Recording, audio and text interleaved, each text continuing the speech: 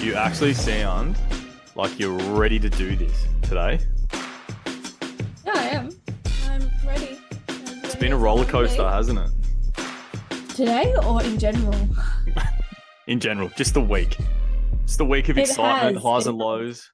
Oh my gosh. A lot of highs, and I think I'm just so drained now.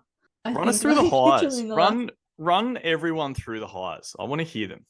You want to hear my highs? Yeah, absolutely. Let's start off this episode with some highs.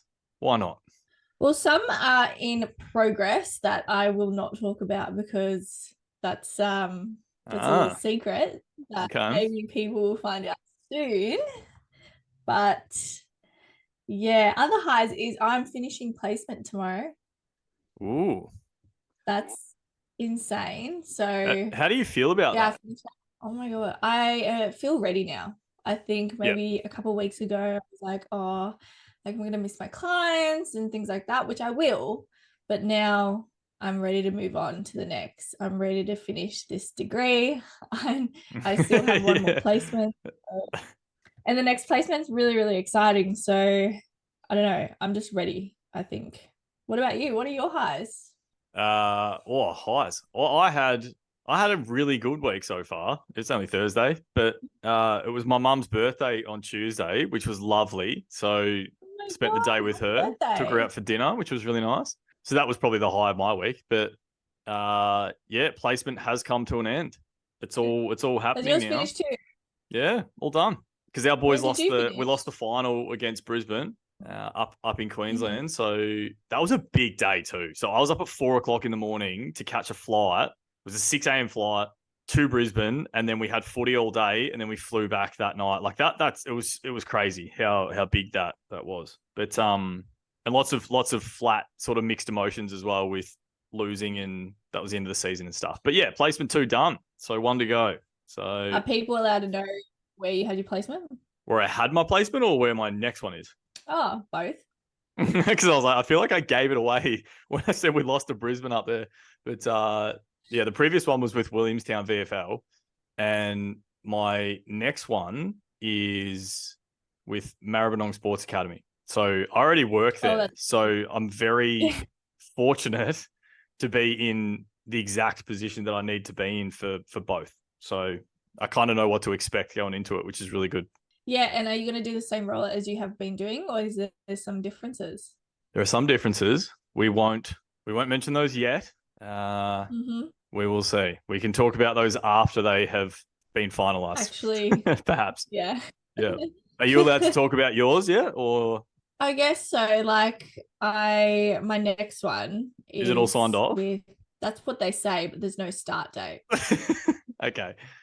Maybe we wait. Maybe we leave everyone on that cliffhanger with my next one is, and then we wait. My next one is really cool though. I might even be starting next week. We don't even know. Oh, okay. It's ready to go. I'm just it could be any day that I just start. All right. Well, so apologies everyone. You're gonna have to just stay tuned and wait. I'm excited about that one. It won't be too long. But yeah. So today we're going to continue from last week. A little recap of last week. We spoke about the different substances like alcohol and drugs, just for your mental, on your mental well-being, and physical too. We did brush past that, and then we spoke a little bit on gambling addiction, which was interesting because I work for Gamblers Help and stuff. So we gave some supports as well. It was a bit more darker than the other episodes, but sometimes you got to have those episodes in mental health. Got to be a bit more serious. But today we're going to speak about substances in sports. Yeah. How they impact athletes. So we'll try not to go as dark as last week. Yeah. But like we are talking about doping, and like people would know, things like Lance Armstrong and all that sort of stuff. Like that's sort of the realm that we're going to delve into a little bit today, and hopefully shed a bit of light on a couple of different things. I'm going to share some stories if you don't mind, and see where it takes us. We love your stories. Good. Hearing about them. Good. I will continue them. So just a little explanation, doping, for those who don't know, it refers to the use of banned substances in competitive sports. In other words, it's performance enhancing drugs. In short, we call them PEDs. So they're used by athletes to improve their performance, and they've been banned because there are a lot of risks to using these drugs. A lot of them, they could be stimulants, they could be steroids. Some of the risks that can happen are irregular heart rhythm, high blood pressure, anxiety attacks. For your central nervous system, there is like insomnia, anxiousness, depression, aggressive behavior, respiratory, such as nosebleeds or sinus issues, hormonal issues, and the biggest one being that they're also like used to gain an unfair advantage over other people who are competing. So it kind of devalues the spirit of the competition. Yeah, so it's really interesting because if you were an athlete who was just using recreational drugs out on the weekend or something, it would be perceived very differently. So like we use Coke as an example. If you're out on the weekend and you're on the bags with your mates and you just because you want to have a fun time and you cashed up, then people kind of like, oh, you know, it's just letting off some steam or being a dickhead or whatever. But if you're deliberately doing that then prior to a race or competition or whatever, because you know you need to be sort of sharp and speedy and whatever else, so you think that's going to help, then it's a very different context. So there's going to be a little bit of that stuff as well that we'll try to cover. So where do we start? Nice little definition there with some of the side effects. Where do you reckon we kick this off? Well, it's hard. This is like just going to be information based. We're not judging anyone or for what they do. It is hard to know. I guess there's not as much research out there of like people doing drugs or any substance before a competition. That's quite difficult to get through ethics. Yeah. Hey, can we just put a bunch of athletes on these illegal substances and just measure stuff? Yeah, sure, guys, no worries. Yeah, exactly. And like, who's going to admit to that and potentially lose their career? So I guess whatever we say right now, it's not so much of fact, but it is what can happen if you are taking those substances during your performance or just before. Yeah, so bits and pieces of what we'll talk about today are based on the research, sort of fundamentals of drug interactions and things like that, but definitely not research heavy on the sporting side of it and its implications and things like that. This is going to be more sort of like personal stories and things we've heard and that sort of thing. So yeah, for sure. We'll kick this off. I want to hear about your personal story to be honest. All right, let's start with that because it was still have like weird memories of the whole thing. Where do I start? How old were you? 19. I think I was about 19, 20. But so in Australia, ASADA are the ones who basically run the anti-doping stuff. Don't tell me what the thing means, but basically they just can turn up whenever they want. So I was part of a swimming club, and it was an afternoon. 3 people just rolled in wearing like the sort of dorky ASADA uniform that they have, which is like kind of a like ill-fitted polo with like a government like name tag thing on and a clipboard and like really kind of stereotypical. Rolled in and basically just went, you athletes, you gotta be tested. And there was no heads up, there was no warning or nothing. And basically what you have to do is they take you into a room somewhere, like a private room, and on that particular day, it was a urine sample and a blood test as well. So wow. It's like it's super intimidating because it's literally just you and this stranger in this room and it all feels very serious. And it's basically like, yeah, we've got to get this urine sample off you. Here's your little cup thing. And I thought it was like, okay, great. Off we go. I'm going to do this and then I'll bring you my cup back. And it was like, no, we have to watch you pee in the cup so that you don't try anything shifty.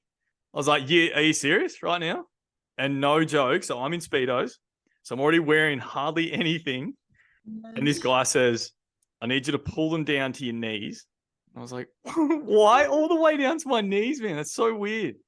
So I'm standing there. I basically I was like, nah, I'm taking my shirt off because this is weird. And I had Speedos at my knees, and then I peed in the cup, and no joke, it felt like this dude's head was like this far away from what was happening. He's just like that. Are you serious? It was the most awkward thing ever. I tried to make a joke at the time because I was feeling so uncomfortable, and I was like, I tried to make this joke. He did not laugh even a little bit. I said, just don't laugh when I pull my Speedos down, yeah? And no joke, this guy just deadpan stared at me for what felt like 15 seconds, and I was like, okay, not a joker. That's all right. Got through this really awkward thing, and then basically went back to the rest of the squad and was like, did they like stare at you while you were doing it? And like, oh yeah, that's normal, so that you can't cheat. I was like, that has to have come in from somewhere. Like something has happened at some point. And the rumor that I heard was that it was a runner back in the day. Apparently, I don't know how true this is. This was a good thing we warned everyone before this. What I heard was they manufactured a fake penis. So they literally not like a paper mache kind of vibes, right? But like a clone penis. And they had clean urine apparently to go through this fake penis. And I was like, man, like you guys wrecked it for everybody else, because now we're going to have people stare at our junk from like 30 centimeters away. It was so weird. Anyway, really, really uncomfortable experience. Yep. That's my story. Oh my God. Was this regularly? Was that the first and only time you had to do it? That was, luckily for me, the one and only time I had to do that. Because what happens is at like states or nationals and things like that, the ASADA are there and they'll just ping people randomly. So a lot of the time, like if people have watched swimming on TV, you'll see like basically the athletes will jump out of the pool, and as they're doing the media stuff with, Channel 9 or whoever's there, the ASADA people will be like hovering around in the background, like just ready to ping them. Because what you have to do is if they say, like Kyle Chalmers, for example, like unreal 100 freestyler, gets pinged all the time. Yeah. So he wins, they ping him and they're like, come on, let's go. And basically the ASADA people hang out with you, literally like by your side until you're ready to do the test. So sometimes it can take hours and hours and hours, because if you're competing so much, you actually don't produce a lot of urine, like you're dehydrated. And they need a specific Yep. Yeah, so they need a specific minimum amount of urine in order to test it. So there's all these requirements too. Like if it's if it's not concentrated enough, the test doesn't work, and they need a certain amount and all that. So like I had teammates that would have to hang out at the pool for hours and hours and hours, just trying to get this sample to go through. And it was like, it's just, it's really annoying, but you sort of understand why. Yeah. Yeah. So like essentially if you are a really good swimmer, they'll pin you. they'll try, yeah. You don't even have to be that high up the ranks either. Like when I got done, I was like maybe making semi-finals at nationals. I think like I might have just got unlucky that day, but yeah, like you could be sort of top 10 and they'll ping you randomly. Yeah. You just got to go through it. What are they looking for? That's a good question, actually. I'm not too sure what would be sort of commonly used substances in swimming. I would say it'd be things to like increase lung capacity and stuff. So the common ones are, so someone got done, two of the female swimmers from Oz that were allegedly done for stuff a couple of years back. One of them was to do with some sort of heart medication or something that I think they probably argued increased sort of output, cardiovascular output. The other one was like a banned asthma medication that would like supposedly give you more capacity for that. Like asthma medication would be like either cortisol or steroid based. Yeah, so I had to fill in, so when I was on asthma medication when I was swimming, I had to fill in this massive form that was like, this is me and this is my medication and the dosage and how often I take it and all that sort of stuff as well. Because if I hadn't done that and then been tested, they'd be like, well, you've got a banned substance in your system. So there are processes to go through. if you need the thing. Yeah, but obviously, like a lot of other things can't.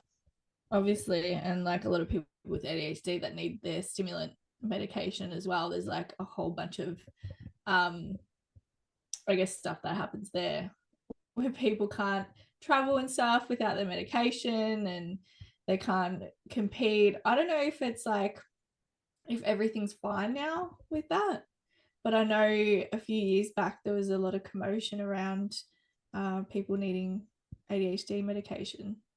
Yeah, right. Because like it wouldn't surprise me because like dexamphetamine it's literally that. Like there's amphetamine in it. So like a buddy of mine he got banned from racing for 2 years because back when, I don't know if you remember, but like back around sort of 2005 to 2012, the supplement industry where it first kicked off, it was like the Wild West. Like there were no rules for any of that stuff. So people were just producing stuff and just putting it out on the market.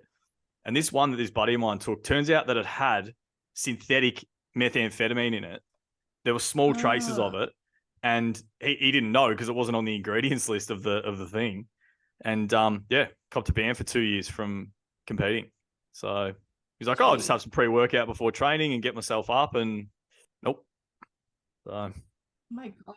Big deal. Yeah, it is definitely a huge deal. Yeah, it says here like ADHD medication are included in the World Anti-Doping Agency prohibited list. However, if you've been diagnosed, you can take them, which is good. Yeah, okay. But I remember there being articles going around that was like, oh, they were unsure about it. Because I guess like people, open for exploitation. For sure, but you definitely need to have. So the World Anti-Doping, World Anti-Doping Authority, that's WADA. And interestingly enough, when the Essendon peptide thing happened, WADA were the ones who just basically like invited themselves in. So like up until then, this I found this fascinating because at the time I was swimming and we were heavily regulated by these people, but the AFL were basically just self-regulated in their drugs policy. So some of the stories that I heard about players doing stuff, whether it was for performance or just out on the weekends or whatever, apparently, I don't know how true this is, but apparently they had a self-report measure back in the day where like if you had done the wrong thing on the weekend, you could go to the team and be like, hey, I mucked up. This is what I did. And they'd just be like, naughty boy, don't do it again. And that was pretty much how it was run for a while. I think it's a lot more strict now, but not too sure. Be interested to hear if anyone knows sort of, how it actually was run back then, because that's what I heard. So from a number of different people. Yeah, and did they like go about it in the way that they gave them supports and things like that? I'd like to say yes, but I don't know. Yeah, I'm not too sure. Yeah, the support systems now in the AFL are way, way better than they used to be. Way better. Yeah, that's true. There's a lot of people in the mental health section over there. There's numerous people. Sports psychs, clinical psychs, mental well-being, all that stuff. Yeah, it's huge. A lot more involved now. Well, the other performance drug that is probably the most commonly used and with a lot of research is anabolic steroids. Yeah. So, I mean, if you go on your Instagram page and you see a lot of the bodybuilders and things like that, you can assume half the time they might be taking a little bit of something. There's a little bit of something. A little bit of something. But no, there's definitely a lot of people that are natural, but there's always that, I guess there's a lot of people that put other people down for taking steroids, which I feel like shouldn't be a thing because it's their body. Who cares? Like if you want to build strength and stuff like that, you should, like if you want to inject yourself, that's fine, as long as you're doing it the correct way. And I know there are places in Melbourne that actually you do it with doctors. Yeah, and right.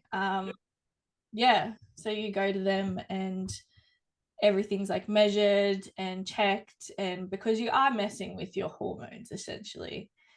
So you got to be real careful with the way you go about it and how you cycle it. And there are doctors that help with that. So I guess if you're doing it in the right way, I don't see any harm. But I guess it's when you don't know what you're doing and you're just putting things in your body, hoping for the best. Yeah, that's interesting because I'm surprised that there's like it. Actually, am I? Not really. That there's sort of. I'm assuming it's fairly underground though, because I've not seen that adverts. Like, there's no GPs out there being like, "Oh, come and see me, and I'll hook you No, up." But it's no. like if you want to, then at least I'll sort of be managing what's going on. I don't mind that, rather Yes. than sort of, you know, old mate in the bloody back car park who's got a boot full of stuff that you don't know where it's come from, and Yeah. you know, take this Well, much and do exactly. it. Yeah, Jesus. Okay. Because it's not like it is, I'm pretty sure it's illegal to do it on your own, but you can do it through a doctor. And they mainly are sports med people that do all that stuff, because there are heaps of side effects to it, such as like hair loss, acne, high blood pressure, heart problems, liver damage, kidney damage, like aggression, paranoid, roid rage, anxiety, depression, infertility, like the list goes on. So, and look, I'm not too familiar with the ins and outs of steroids, but I do know you have to cycle it every so often, and there's different types of steroids as well. So working with a professional is definitely like very important. But there are like bodybuilding competitions that don't allow any steroid use, and then there's some that do. Yeah. So which do you remember which one's which? They've all got like acronyms, different acronyms for each one. But so there's one that's basically like you can just go to town and have as much as you want, whatever you want, and then Yeah. there's other ones that are like, are there ones that are basically like you can have a little bit, but we don't want you to go crazy, and then there's other ones that are like, no, it's proper banned and you can't do anything. Yes. So the like CBum and the old school like Jay Cutler and Ronnie Coleman, like all those guys, they'd be in the field of like, go to town. Here's all the steroids and all the drugs you want. Try to make yourself look as big and shredded as possible. And then the kind of is it the bikini contests that are more sort of, we don't want you to go nuts with it, but we're kind of going to turn a blind eye if you are doing stuff. Or the Yeah. physique So like, contests, yeah. so apparently steroids are not legal in bodybuilding and in competitions, according to WADA. Wow, that's just like, please, guys, don't do it. And they're all roided up to their ears, and they're like, well, or I'm not sure. I'm not sure if like no, because I'm pretty sure there's one that does allow it, but maybe it could be in different countries as well. yep, Legal in others, yeah. yeah. Well, it's interesting that And like, so so, the main side effect of so like you're on, let's say you do a cycle, right? So you do a cycle of testosterone, so you're artificially putting extra testosterone into your body. So then when you stop the cycle, what actually happens in your body at that point? yeah, so your body, because you're so used to increasing your testosterone by, injecting yourself with it, your body loses the ability to make it for itself. Right. And then, so what happens is, I'm pretty sure you get an influx of progesterone, which is one of the female hormones. And that's why So like, sometimes so estrogen? estrogen and progesterone. Yeah. So I think is it progesterone's like the precursor to test or estrogen, I think. If I go back to like first year undergrad days. Anyway, basically like what happens is your body stops making it on its own. So then you have, does it go back to normal at some point? Like if you just if you stop taking steroids and then like 5 years later, would it just eventually return? Or is it like once you do it, you're pretty much stuffed at that point and you have to keep doing it? Do you know?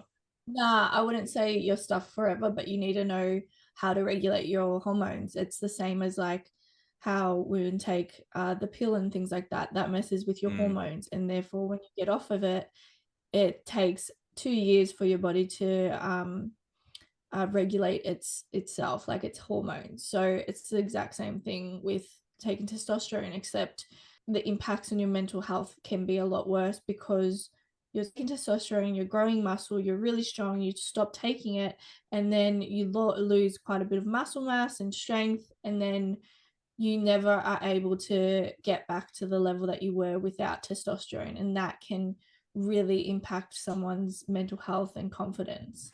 That's the big issue about it as well. So things to be aware of for anyone out there who's listening and may or may not be partaking in what we've just discussed. I'm sure they already know anyway. Like if you're taking it, we should have them on the podcast to actually talk about it because they probably know way more about it than we do.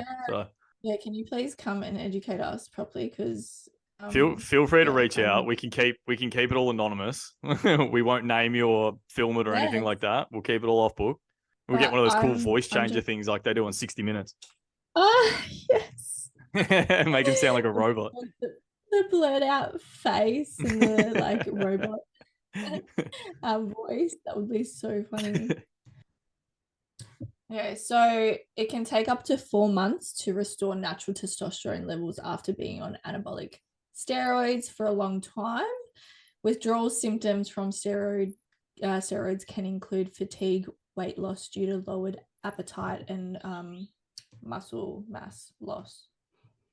So 4 months, that's like that would feel like quite a while, especially if because I'm assuming the side effects are pretty shit.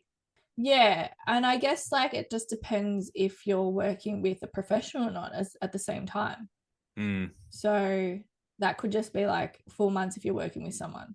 Yeah, well, because true. You need to take other hormones to counteract the testosterone afterwards. But yeah, such an interesting space. It is. We should learn more. I think it's gaining. Yeah, we would seriously love to have someone come on and talk about their own experience with it if they are willing to. But it seems to be something that's gaining so much more traction now. And like you mentioned earlier, it's like every time I jump on my Instagram feed, there's something on there, or like YouTube Shorts especially is really bad for this. There's something on there about steroids, whether it's someone talking about the cycle that they're doing, or it's probably just my algorithm, but it's just everywhere. Going on with yours? Yeah. What's happening with your algorithm? I'm the one that's like powerlifting and stuff, and I don't even get that stuff. I feel like it's going to be, the algorithm is going to be like people's search history, essentially like in vivo at some point. It's going to be like, what's on your search feed? What have you got? Because that will tell us what stuff is being targeted towards you. I'm assuming it's because I'm a guy, because most of it's just guys who are they're jacked up year round and like 8% body fat at their worst. And it's like, and then they'd be like, oh yeah, I've never done anything in my life. Yeah, okay. That is really toxic of you to say that. But yeah, great. Whole, BBL space with the girls on Instagram, and they're like, oh, I just like, this is my body. Unreal. I'd hope so. But anyway, socials. Don't get me started again on socials. I was like, maybe we'll just do a whole episode on socials and how toxic they are for people. I can talk about socials and how shit it is for me. How shit it is. Yeah. I reckon so like we only have a month and a half left of coursework. So anyone who's listening, some episodes may just be us talking absolute garbage because we are both grinding on our thesis and on our assignments and also the new placements. So if some episodes are just not fun times, hee hoo hoo, that is why. Yeah. We probably shouldn't even promise a weekly episode at this point, because when it's getting closer to crunch time, it's going to be friggin' stressful. There's about 13,000 words to do in the next 4-ish weeks. So yeah. Well, I finished my assignment, so you little nerd.